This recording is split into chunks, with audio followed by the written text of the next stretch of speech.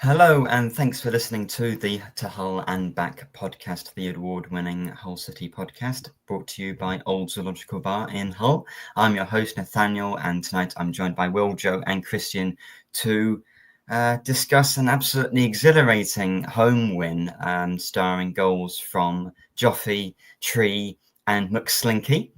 As you can hear, my voice is a bit rough. But that's what happens when you score a 93rd minute Why was winner. you doing the announcements pre-match? Well, the announcement pre-match and the whole atmosphere, the whole day, really, it was really exciting. And it's been years. I know we've said it at certain points before, but really, that is exactly the sort of exciting attacking football that we've been promised by Adrian, with a star striker that we've got in McBurnie. He's got two already. Of course, we had the Wrexham game as well. The last two games, 3-3, 3-2. I'm exhausted. It's been a lot. So yeah. Well, Will, what have you thought about the last week? Because a lot has gone on. Let's be honest here. The real star of the entire show, the star of the entire week, is Dave Fergus. It is. Let's get out of the way. Because that man is clearly the reason that we're doing so well. Well, the correlation isn't causality, but it is in this case. You know, Dave Fergus doesn't call the EFL reception. No signings. He calls the EFL reception 2 signings on a Friday. So I think, sorry to take the heat out of it, but I think those two things are very, very not linked. Given no. Given the fact, of course they are.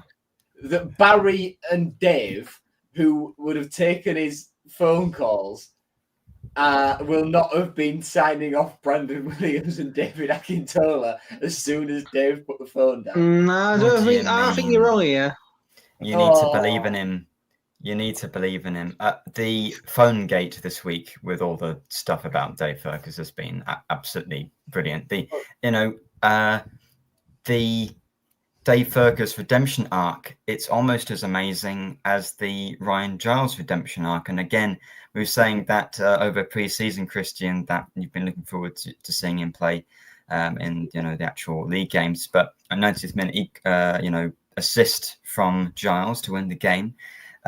You've been proved wrong, and it's nice to be proved wrong when someone plays well. But before we even started this, I am one of those people who usually will have a player that I will go on, dislike, and I wait for them to try and prove me wrong, and they never do. I am buzzing to the point of Gilo not only proving me wrong, but even halfway through the game, I even said to you, gents, I was like, crap, is Gilo actually turned into one of my favourite players all of a sudden? He's a good man, Gilo. And I am of Giles becoming good. Christian is bouncing off the walls that much his house has fallen down twice. That's it. Honest. I'm so happy to be proven wrong. I'm so happy to even be shown over and over again, and all this stuff that I've said about Giles. Liar, you wanted the club to fail. Don't say this rubbish. We all wants the club to fail if they even is slightly critical. We get more views when the club does badly, so I hope we lose. I prefer us to get less views then, to be honest. Yeah. But, I would agree. Look, guys, you can't argue with the pre-season and the game so far today. How he was just bringing everybody up. The fans, the players, the energy, the crossing that he was doing was just all positive.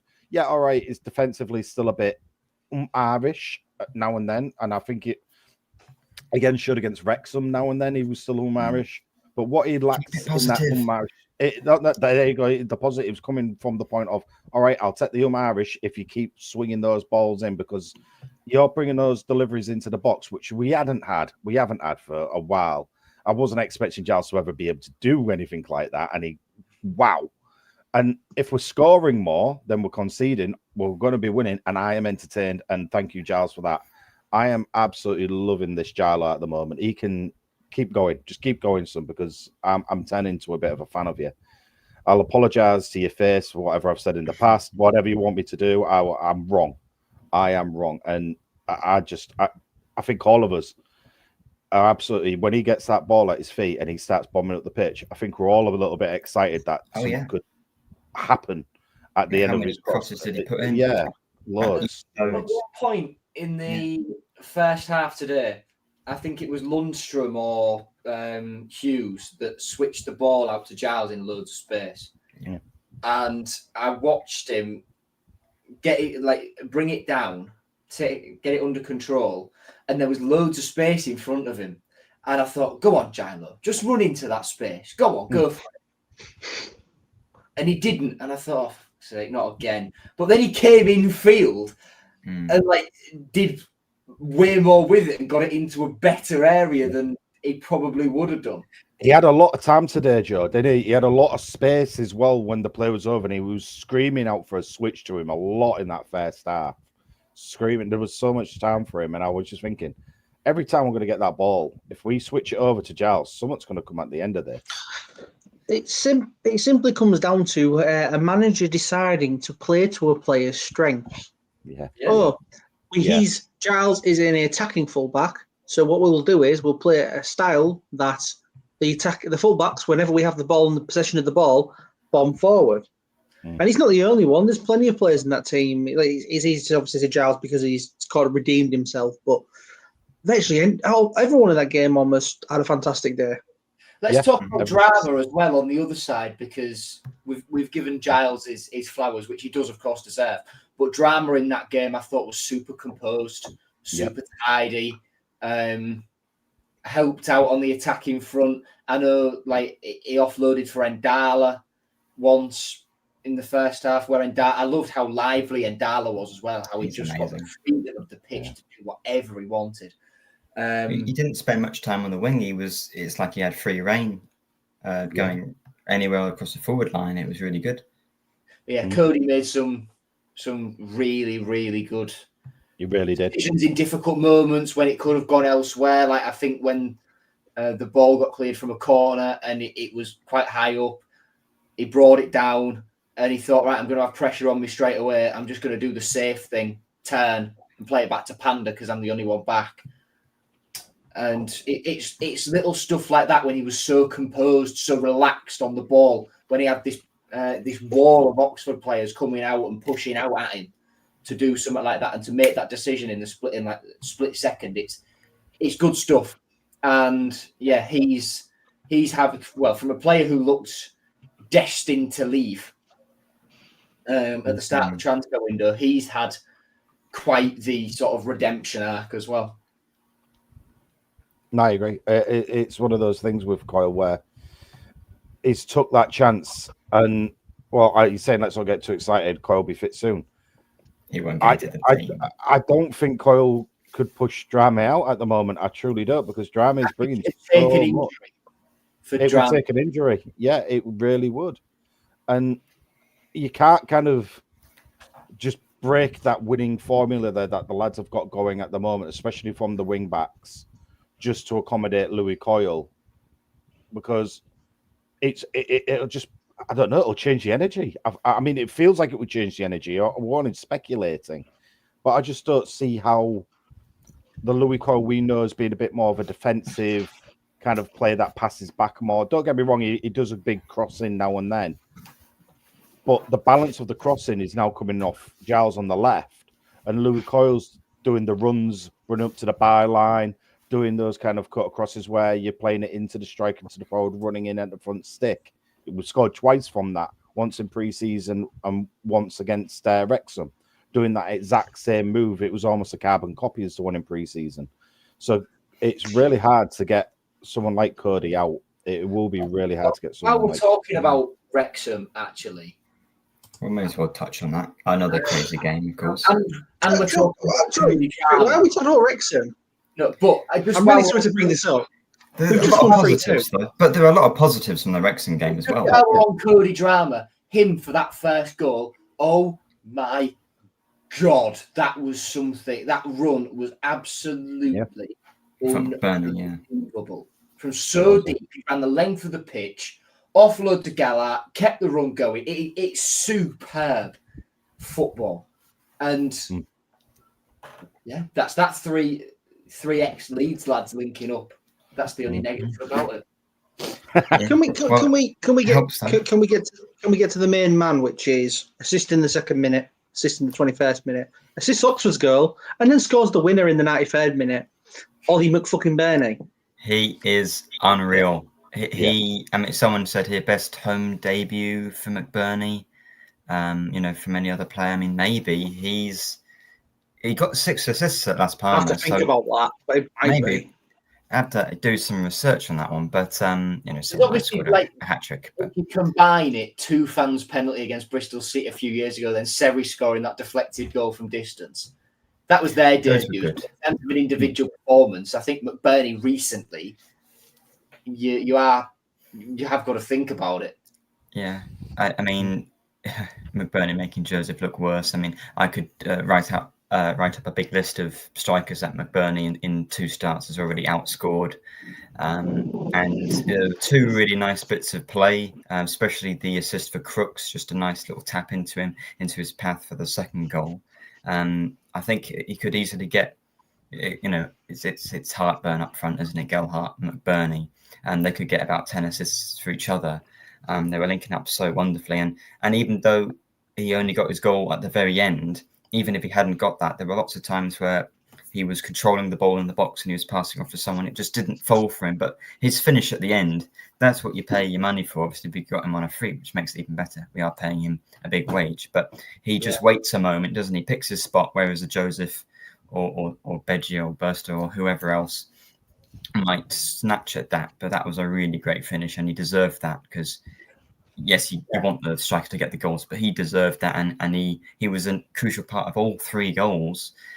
He's just making the people around him up front even better because he's a good signing already, a good player just himself. In the build-up, let's just start. There's obviously Giles again, but Kamara's little flick / dummy to pull the defender out for him to back it through his legs. Yeah. Smashing. That's superb.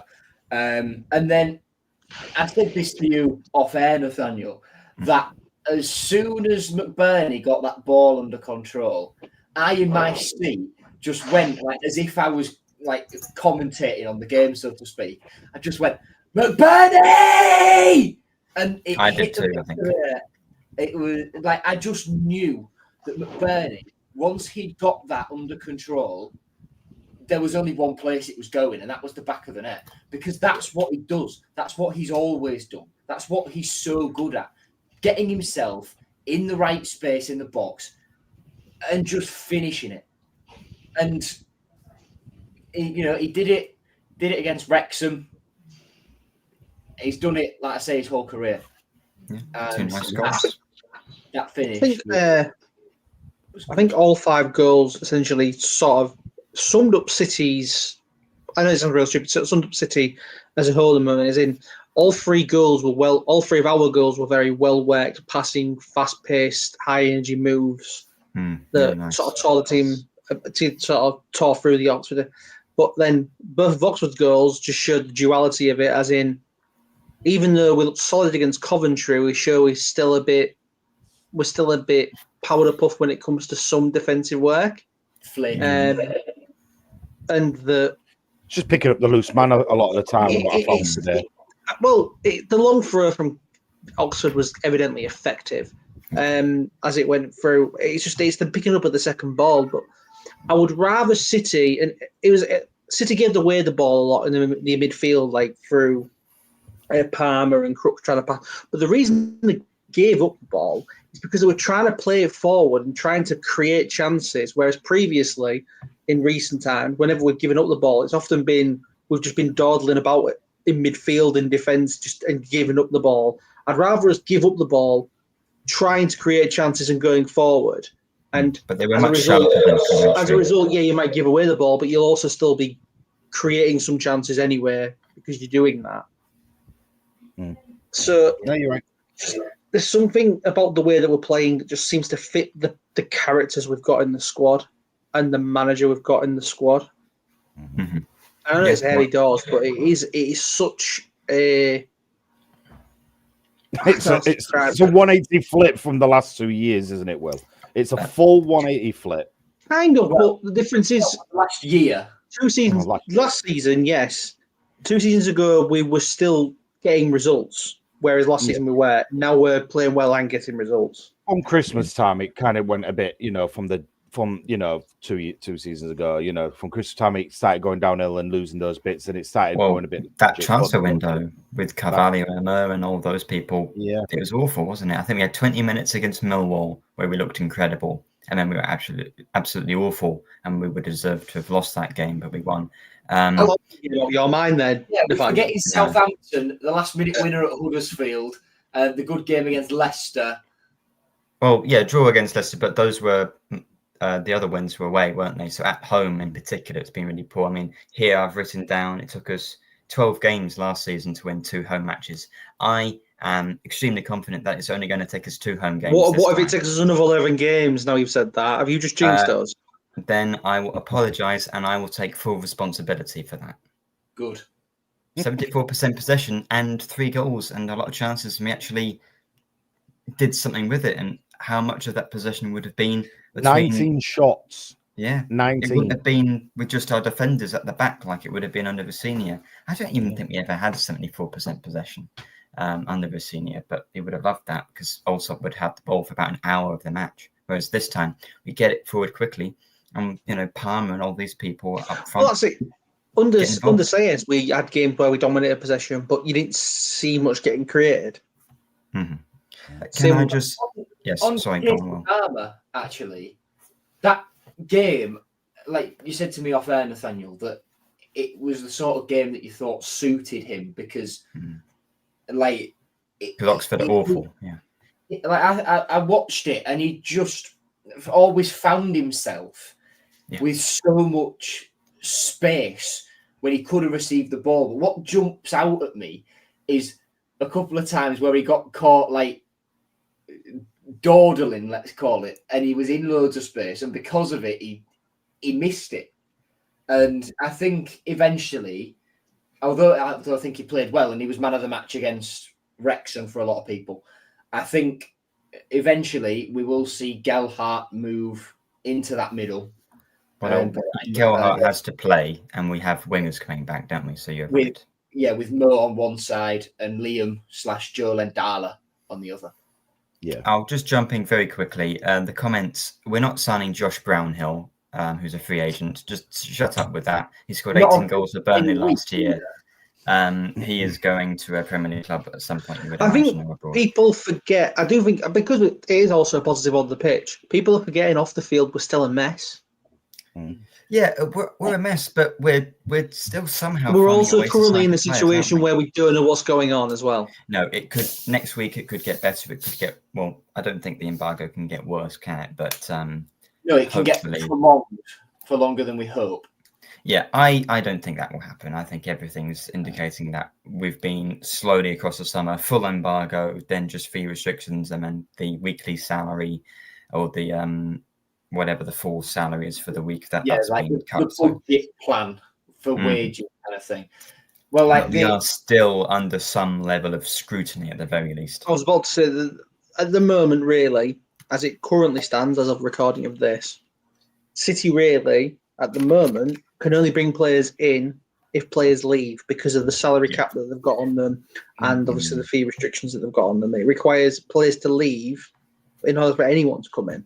So I know, obviously, Abu's been linked with a move away a lot recently. I'd be tempted. It's annoying because I'd be tempted to be like, do you really want to let him go when he had a good cameo like that?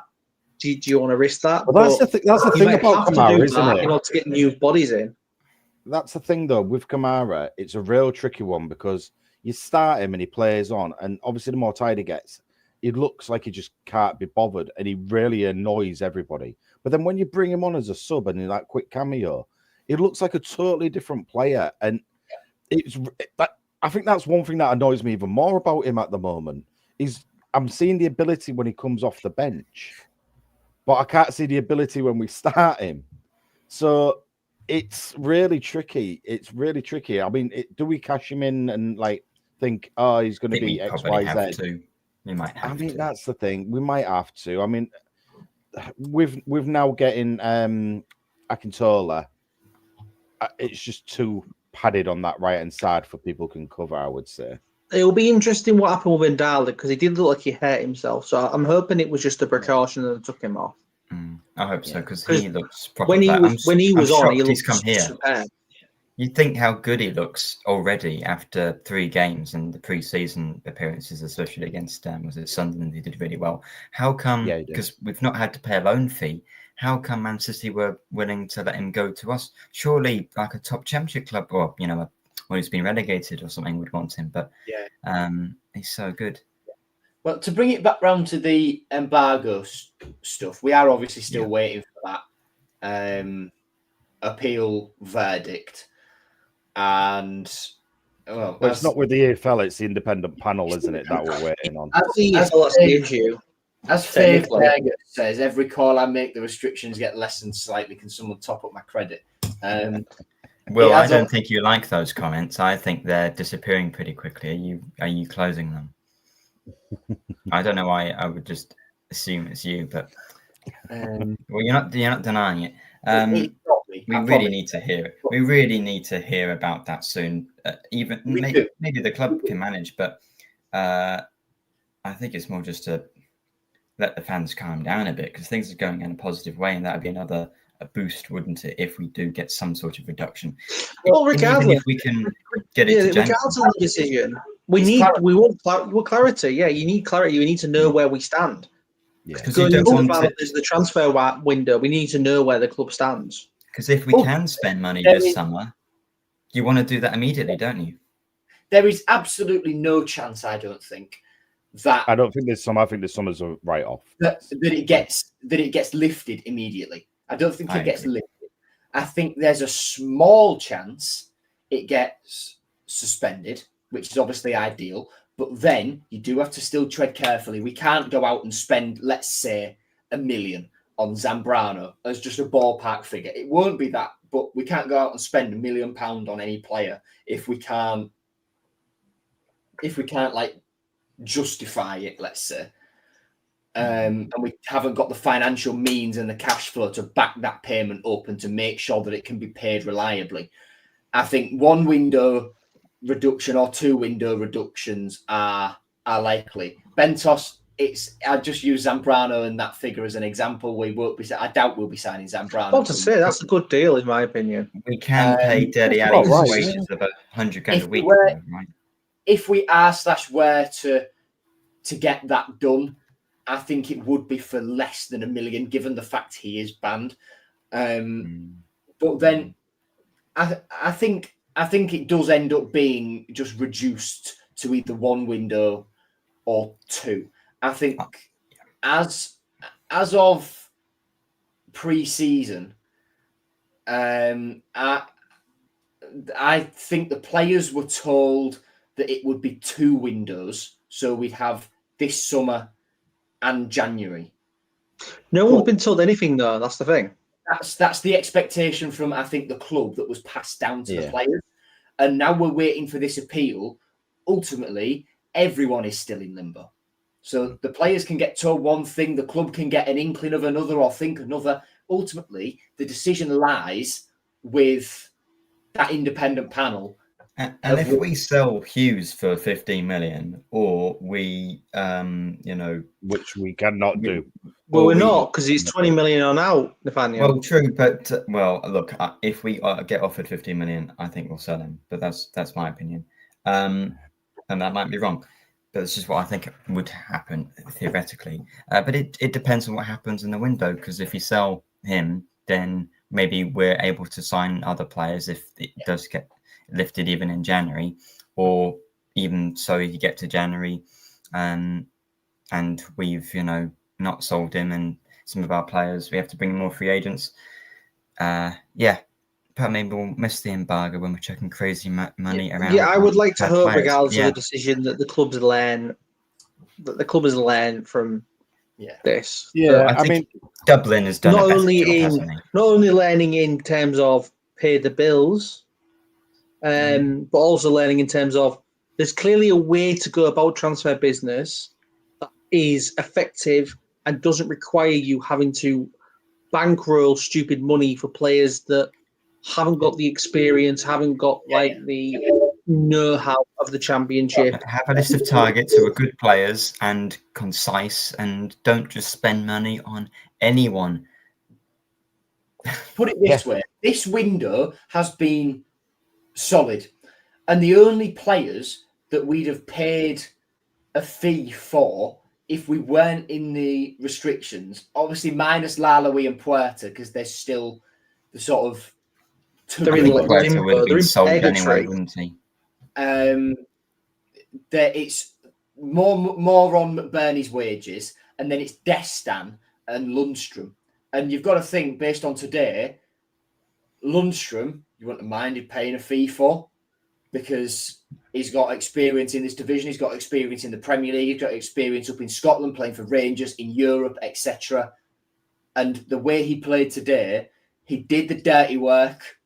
Super. I loved everything about what he did today. Everything. Loved it all. Ticking over, sitting deeper. He dropped into the midfield. He dropped from the midfield into between the centre backs as like to help us get out. Some of his passing was unbelievable.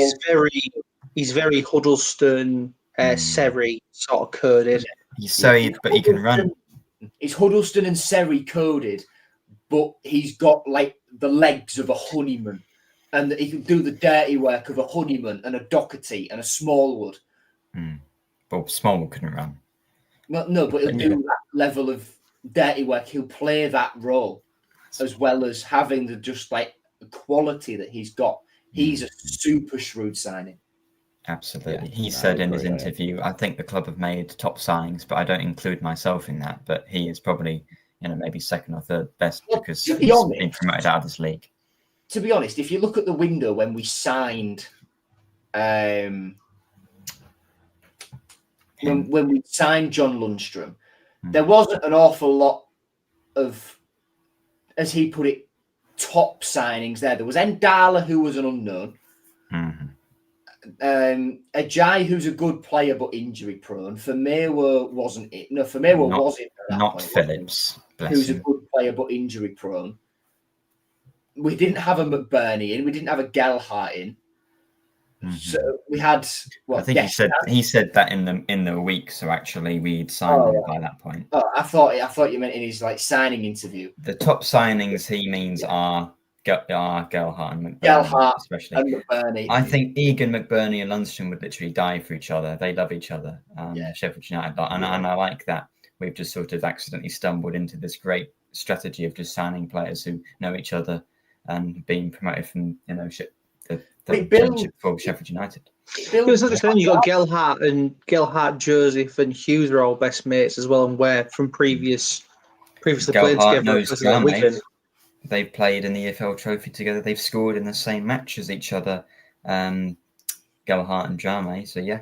Yeah, but if you build a group that have got, like I've said it before on here, I think too much gets made of so and so knows so and so at a club, so he'll go there. Yeah. That won't be the primary reason. Let's say, as an example, time it is, isn't it? Really, Ollie McBurnie wouldn't have signed for Hull City just because he knew John Lundstrom was signing there. He knew Matt Crooks. Interesting on McBurnie, because apparently he turned down way more money at both Sheffield United and Swansea to come here.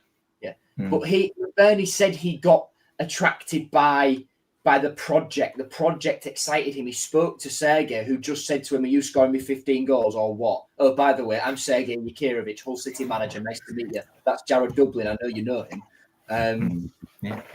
I think that was what captivated McBurnie. But he believes in the project because he knows that Egan and Crooks and Lundstrom wouldn't have gone there had they not believed in the project. They all believe in it. Well, the same thing with Gelhardt, Hughes, and Joseph, right? I'm sure that Gelhardt was, because we know what happened. 3 Wigan players with Tim Walter, right? The players knew from quite early that he wasn't the one, and Joe Gelhardt wouldn't have wanted to come back if he didn't know that Sergei was a good bloke and a good manager. And I'm sure Charlie Hughes and Kyle Joseph were communicating that to him throughout the summer to make sure, and that was what sold it to Joe Gelhardt to come back in spite of all these restrictions. And ultimately, if he's only got eyes for one club, what can Leeds do? They've got money on the table from Rangers. All right, Gellert won't sign the contract. Well, he's getting paid the same amount wherever he goes. So in that sense, they don't really mind. And I think we've said that we'll pay a fair bit of his wages.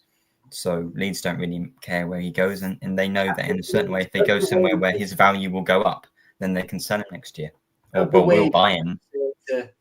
Just to add on that, and to sort of ease the burden at Leeds and make it easier for them to let him go, I think we'd have tried and talked with the EFL and asked how much of a percentage of his salary we could actually pay to make the deal as workable as possible. Because ultimately, although we don't like Leeds, they're a club that, because Joe Gellert was there, we need to do business with.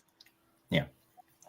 Well, Leeds are a Premier League club. They're going to have some rejects or academy players that we could have because they're in the local area. So David Akintola joined because he's best mates with Steve Jordan. That's interesting. That's good to know. I'm surprised that their paths have crossed in the past, but maybe Steve Jordan, small world, 10 years ago, small world, went on holiday to Norway when he was at Haugesund or wherever he was, Rosenborg. Wow, cool. On Akintola, I just got to mention it again. So we can call him Dave, I suppose. He doesn't seem like a Dave, but he is. But his full name is Babajide David Akintola. You can call him Babajide David or David Akintola for some reason. So that's fun. But I think we've, Babajide, Babs, could call him that. That works, I think. And already, I think there's a lot of debate about Kamara and that sort of thing. Of course, Dave Fergus, good pals with Brendan Williams. Yeah, their time in court together. On Brandon Williams, Harry Maguire commenting on his post signing for Maguire's coming back. Maguire's going to sign for Hull City because he knows. Well, it is an upwards move, that, to be fair. At the moment. Yeah, it is. It is. Yeah.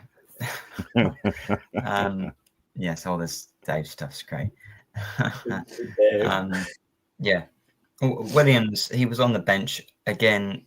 I know Baloomi's going to be back for Blackburn. Oh dear. I would wrap him in cotton wool. Very risky. Williams, I'm not going to expect Williams or Baloomi to really sort of be starting next week at all.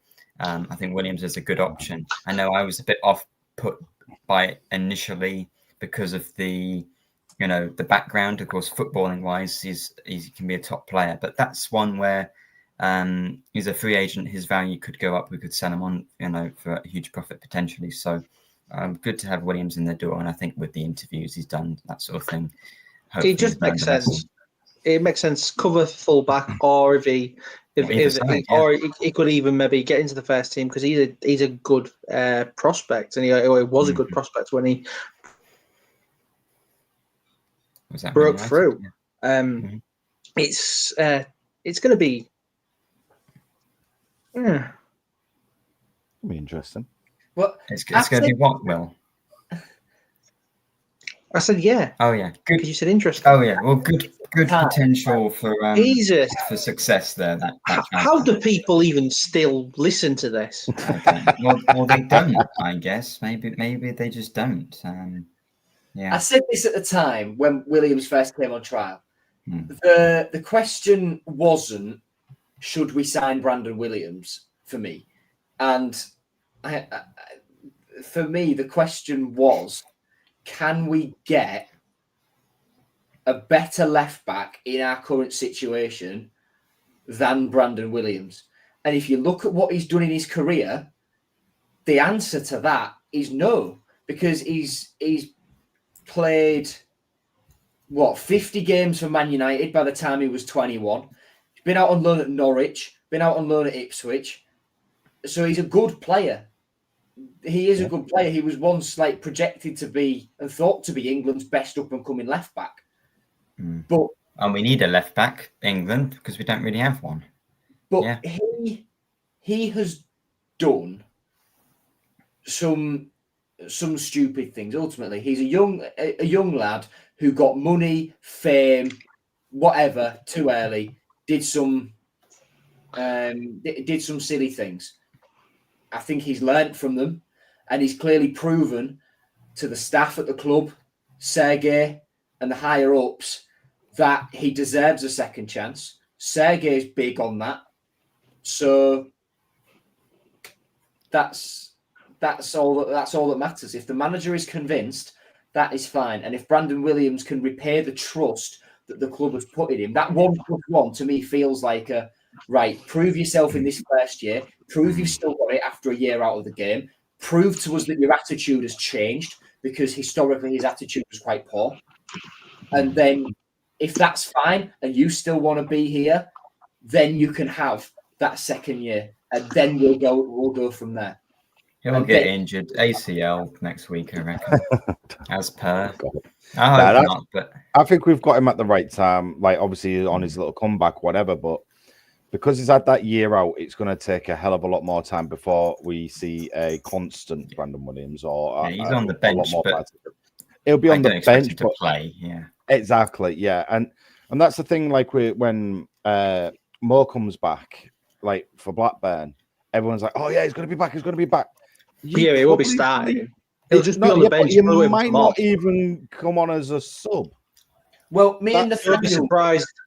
Do not be surprised if he doesn't even come on, because he's not played any football, not even under 20, not even the youth, the academies football. But me and he'll be slowly brought back into the side. We were saying off air, give him 21's game on Tuesday, give him to Bishop Burton, and play him against Millwall's 21s. That'll humble him a bit. That'll give him a feel for some. See where he's at. I'll do his ACL again.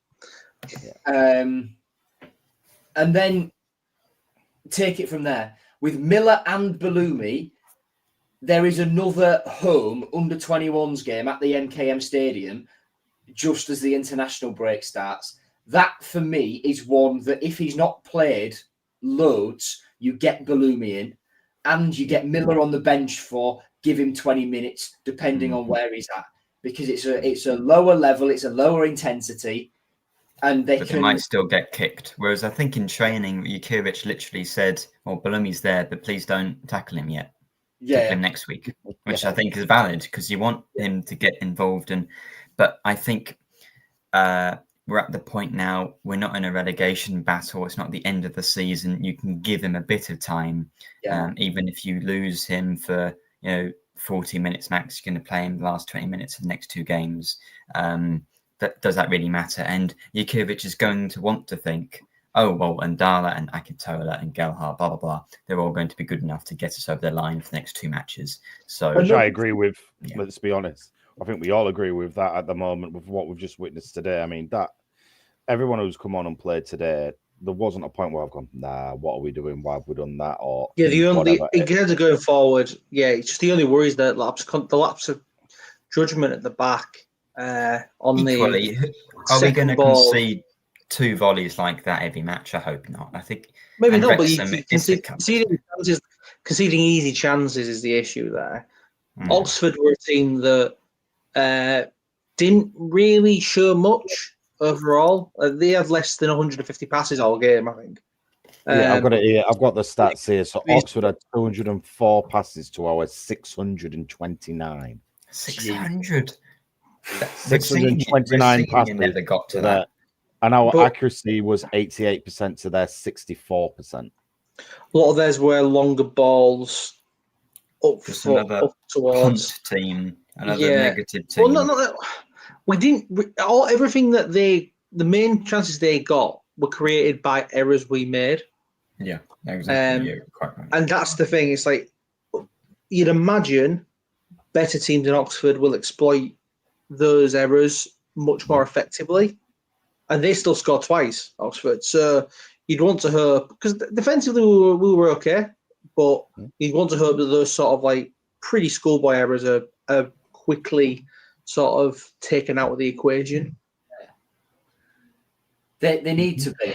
Another thing on Balumi and Miller, something that I think is underrated in terms of like ACL recovery and recovery from a long-term injury, is getting them around the squad on a match day. Like psychologically, having them arrive at the ground when all the players that are in the squad and are going to play arrive, it gets them like back into the feel of being in a match day squad. You've got them walking through the door at the same time. They'll go and do all the pre-match rituals, join in the warm-up just to get them running and moving and stuff like that. I think that is something that's quite underrated, like I say, in terms of like the psychology of getting back from a long-term injury. And I think that's something. Last year, when we played them at home, they had 2 players that had travelled. They'd come all that way. They'd stayed in the hotel overnight. They got off the bus, all that kind of thing. And they were doing the warm-up. Before the warm-up started, they were doing some running, doing some stretching, and then they joined in with a little bit of the warm-up just to get them like to fitness test them, to see where they were at and to get them in the mood of travelling for a crucial away game at a crucial stage of the season. And I think that's something that we'll probably go on and utilise. That's been happening with Miller. I know this isn't a slight on Balumi. I know Balumi spent some of his time back in Algeria, which is totally reasonable.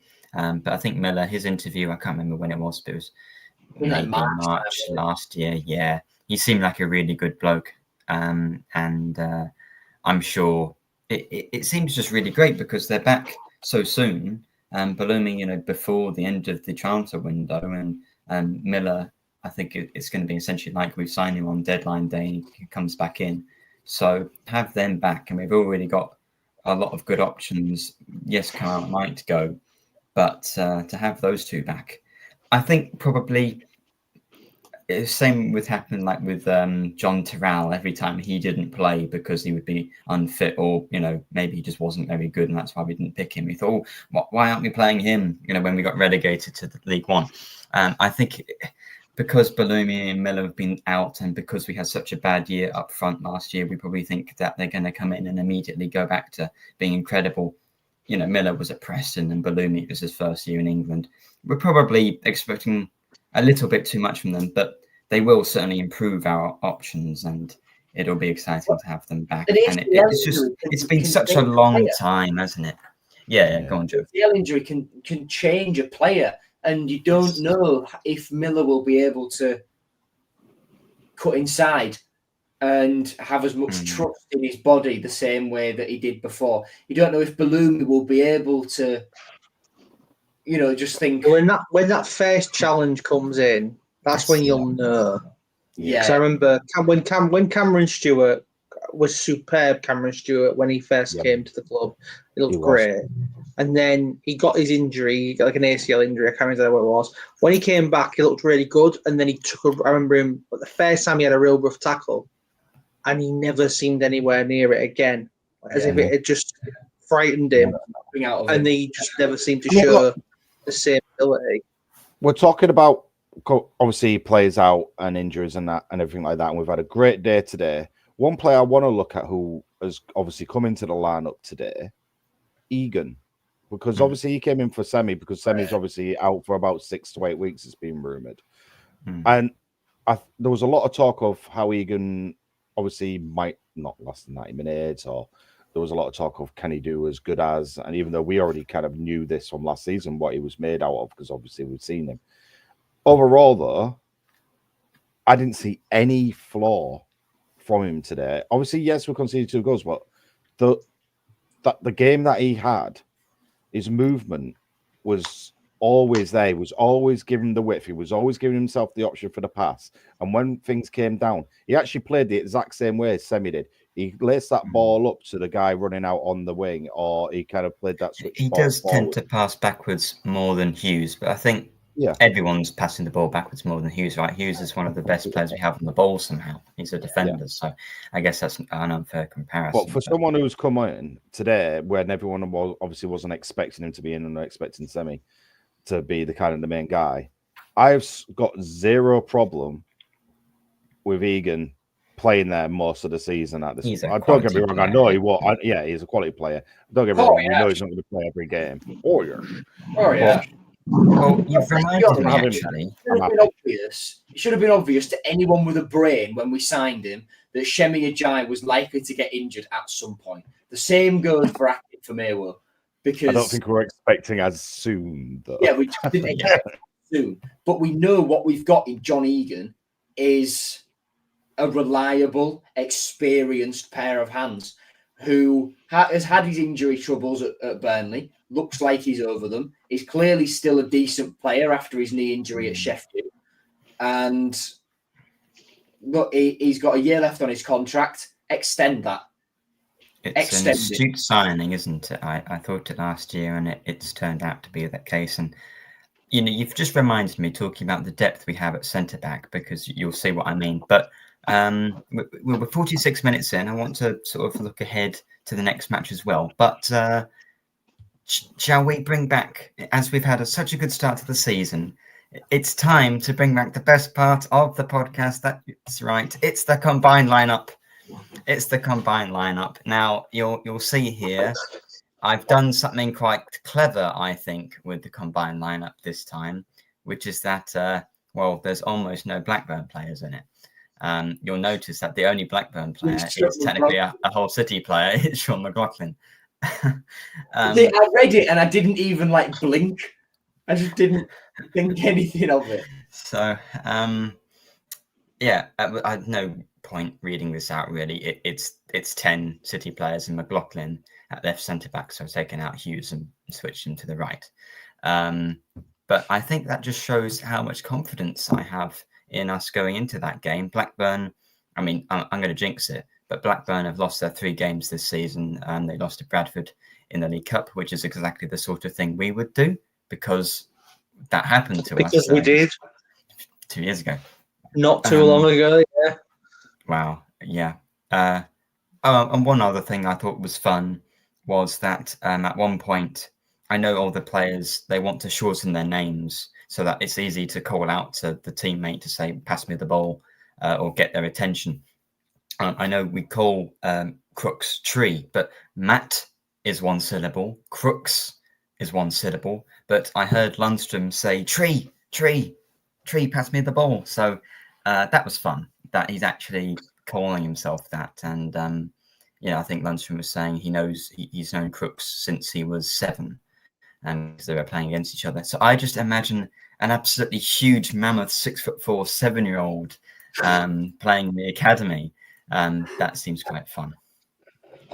Before we move on to Blackburn, there's just one thing I want to bring up, and it was, isn't it nice? And when I say nice, I mean not nice, to have crap referees again. No, it's not nice. That's going in the first half. What an absolute dub. Firstly, the state of you've brought up the throwing. The apparent nobody knows the rules on concussion protocol, evidently. Even both sides, everyone seemed confused at that. Crooks definitely had a red card challenge put in on him by an Oxford player at one point. The one that essentially got him injured. Well, Crooks was literally standing still, wasn't he? Apparently, Mr. Kitchen, who was the referee, can't add, because, yes, we scored in injury time, but we didn't celebrate for 3 fucking minutes. No. Was it the 100th minute he blew the whistle? Was it the 99th? It was 100 minutes. Shocking. I mean, because there were multiple times when we booted the ball up the pitch and thought, okay, well, that's it. And then wave after wave after wave of Oxford's attack. It's like he saw the Wrexham result and thought, oh, we'll have another one of those. I'll put a bet on for 3-3. Went down, I expected another minute, maybe 2, to be added on for that. I didn't expect another 3. Sometimes they don't add anything. The concussion one was the one that confused me the most, though, because obviously player goes down and Oxford got the drop ball. Yeah, about 30 I guess the yards. ball would have gone back to 30 them. yards further back and at the sideline from where it happened. I don't think they're allowed to use the drop ball as a set piece. He's not letting drama come on for God knows how long, when no one actually came to see him anyway. So why did he go off? That's another one. Like, he made Crooks go off as well, didn't he? Like, that, you have to go off when you've had treatment. Drama got whacked with it didn't want play to be stopped. He was all right. He just got straight up. He got straight back up. He was fine, Might as really. well have just stayed down and given everyone a breather. Yeah, but he didn't get treatment, so there's no reason for him to stay. And it wasn't 30 seconds. It was well over a minute when he was off the pitch. Well, saying that, I'll take it off of VAR. Well, you saw what happened with the Eze one. Again, the Eze one is not an issue with VAR. It's more just inconsistency with the referees. But Why was you watching Eze? I thought he was at Hull City. What? No. This is what I've heard about. I've not seen the incident, Will, because I'm a Hull City fan and I only care about Hull City. That was so Radio Humberside. Oh, I thought it were a terrible performance. I didn't see it but I thought it were a terrible performance. I've only heard about it, but as soon as I heard that it got disallowed, the Eze free kick. Eze, so he wants to leave Palace. Cool. I've heard that he wants to. Arsenal wants him. Cool. Go to Arsenal. And then now he's got his head turned by Spurs of all teams. Don't waste your career. I've already been annoyed that Cunha, a great player that I love, great watching him, has wasted a career by going to Man United. But now Eze, who's also really fun to watch, going to go to Spurs, be wasted by Thomas Frank terrorism, long throw football. Disgusting. Anyway, Blackburn. Can you come back to Hull City? Yes. No one cares about that awful Premier League shite. Blackburn. We're going to play Blackburn. Should we make any changes? I think the only changes you would make, given that it's a week ahead, would be ones based on injuries.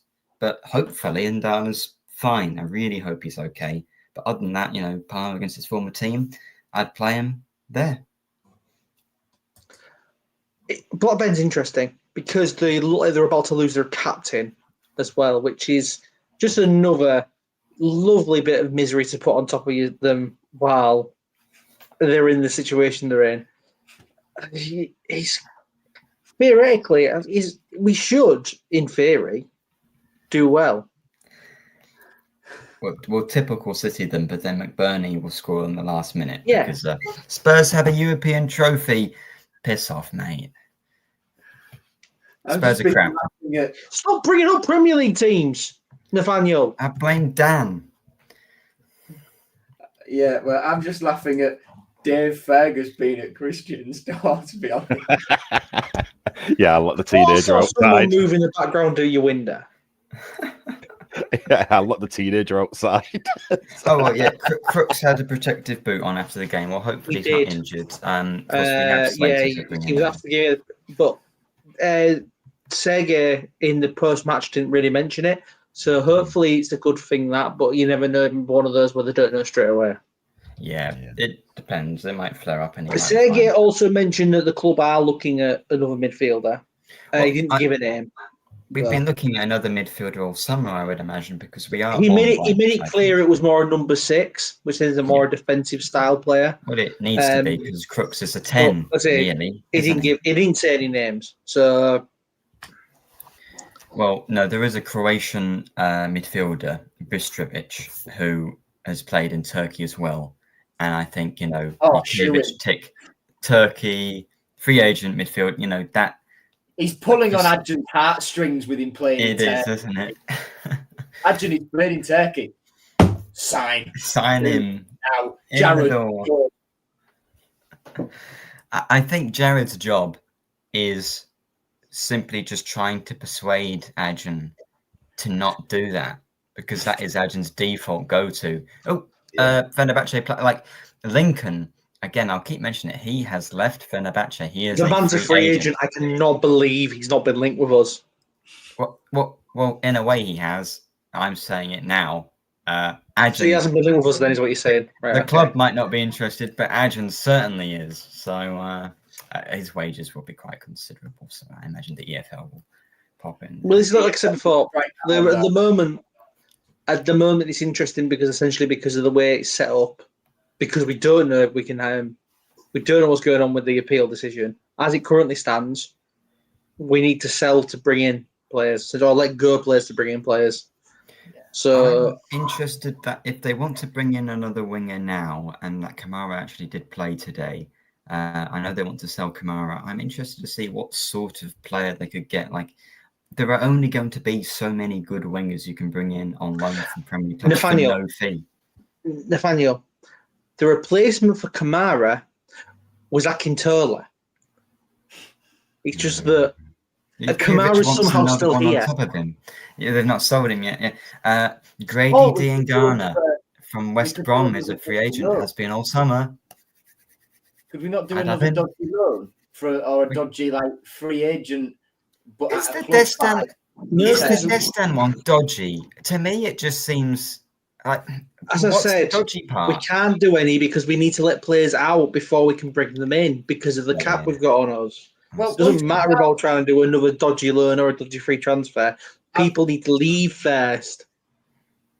I've heard there's a guy at Antalyaspor who was quite high rated a few years. He's had a few difficult years.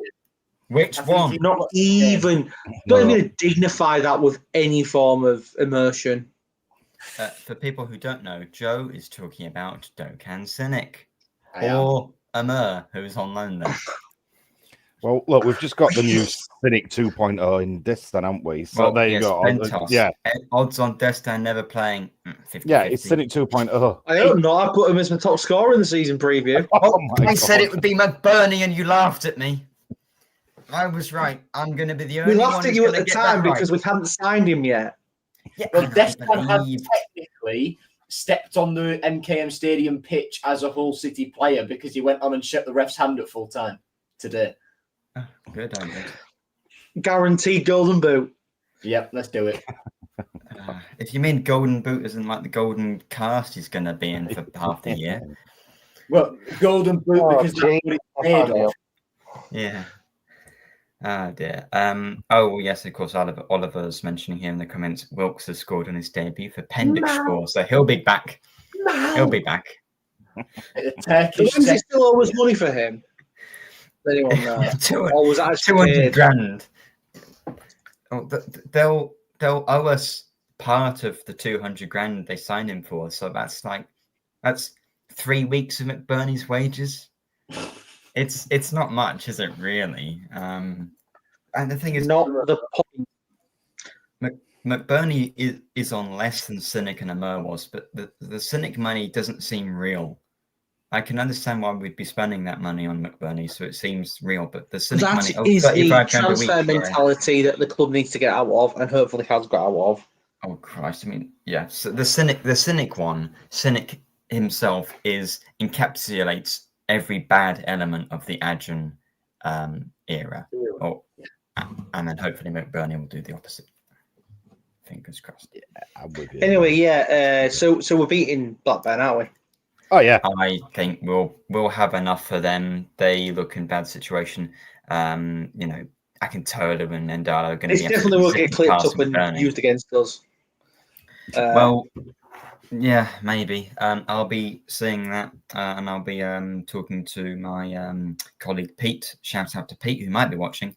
He's going to have a miserable year, hopefully. But enough about our job. I hope we continue that football-wise by beating Blackburn on Saturday because he's a Blackburn fan. Score predictions, because it could be another exciting one, but I'm hoping Blackburn have, I was going to say, a bit less up front than Oxford. Oxford have nothing up front. They've still found a way to score 2 goals. So I'm looking forward to it. Blackburn's midfield is absolutely abysmal from what I watched the Birmingham game. And look, they did get a goal, yeah, but... I mean, Birmingham, let's be honest, it was... Blackburn were great, but Birmingham was spawny as all hell. Yeah, Birmingham were definitely spawny. And Joe, what do you think of Stansfield? What do I think of Jay Stansfield? Go on, tell me, because I know what you think of Jay Stansfield. League One penalty merchant. Yeah, crap. That's what I think. Current Championship top scorer, isn't he? Oh, he's crap. He's crap, Will. Crap. 20 million for that crap. We got McBurnie for free. I mean, if he just scored penalties in League One, then comes and tears the Championship up, then fair play. I reckon a penalty in League One's about as easy to score as it is in the Championship. So, it'll be fine, I guess. Nathaniel, Longman or McBurnie?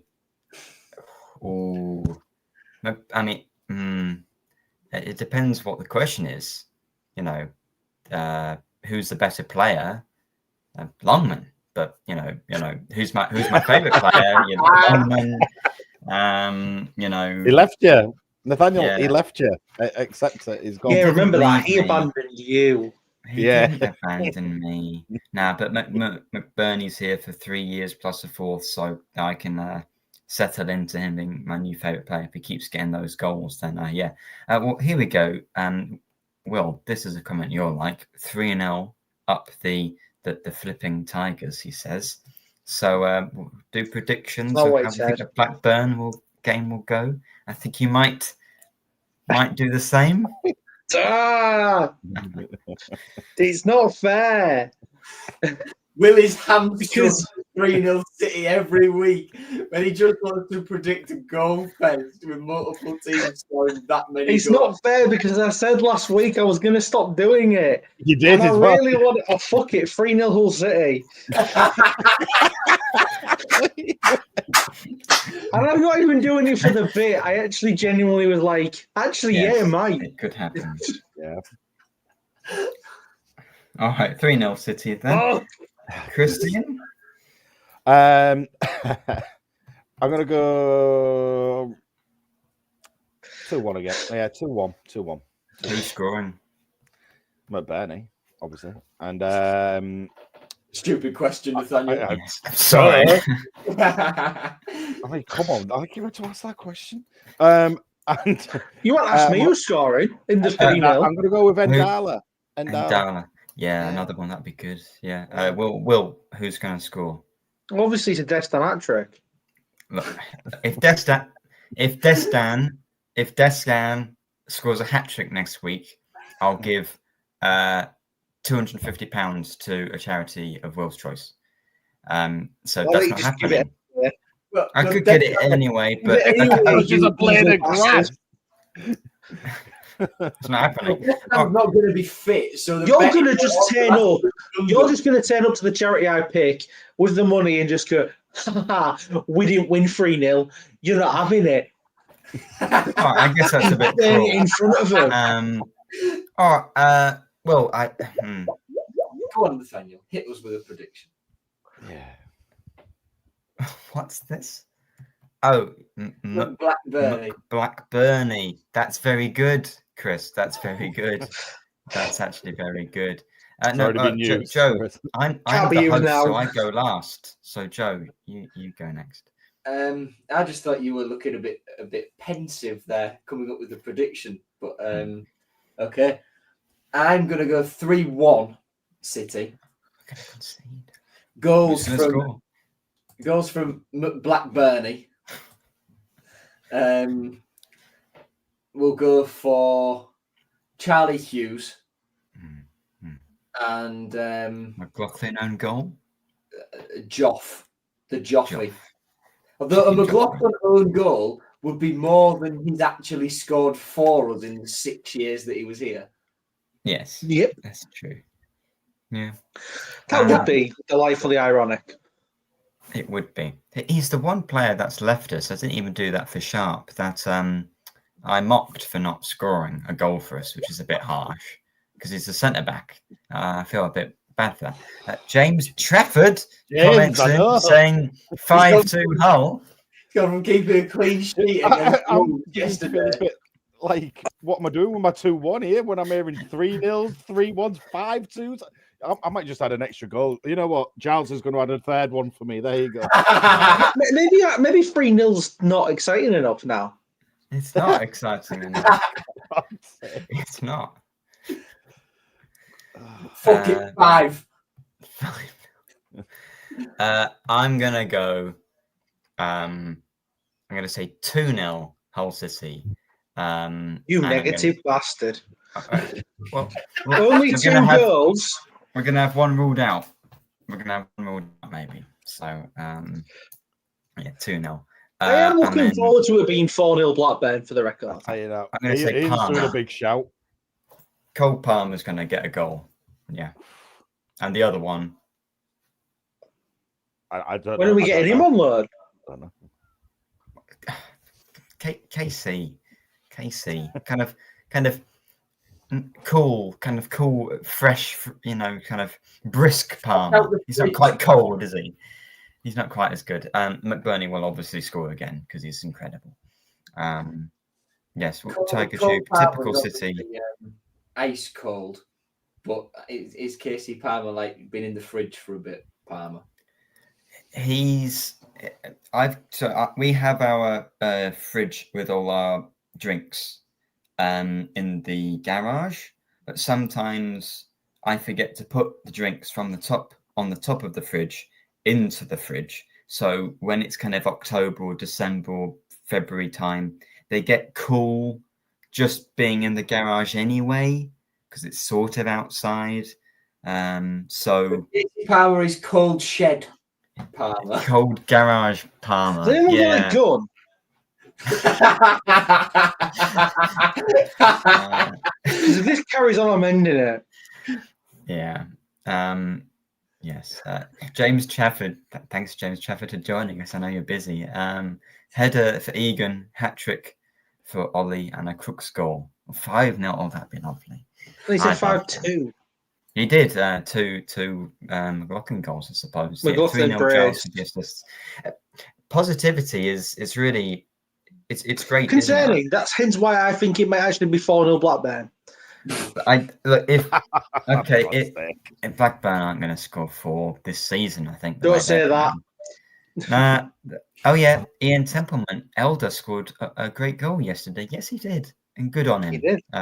Good servant for the club. Playing nostalgia, we are rambling now. But Rodney Road game next Saturday. When we go past 1 hour, that's when we get the best content, isn't it? I think everyone in the comments is agreeing. We've even got Premier League Manchester City goalkeeper James Trafford watching. So, yeah. Evidently, his interests are interesting. Very, don't they?